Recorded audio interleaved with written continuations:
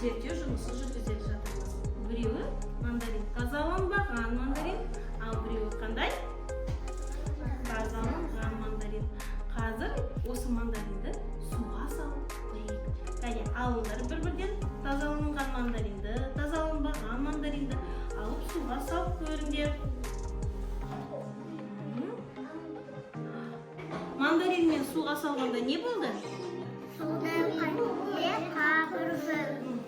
Ал енді қараңдар қыздар, тазаланған мандаринді алып суға салып көріңдер. Енді қараңыздар сыртынан. Қараңдар қыздар сыртынан. Не істеді тазаланған мандаринмен не болды? Суға батып кетті. Қалай ойлайсыңдар? Неге тазаланбаған мандарин судың бетінде қалқып жүр? Неге?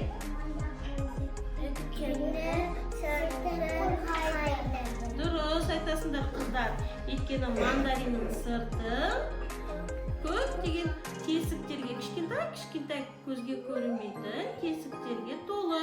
Соның арасында ауа бар. Ауа мен осындай сыртқы қабаты мандаринді қорғайды. Сондықтан суға батпайды. Ал тазаланған мандарин суға батып кетеді. Тазаланған мандарин суға батады, ал тазаланбаған мандарин суға батпайды екен. Назарларыңызға рахмет.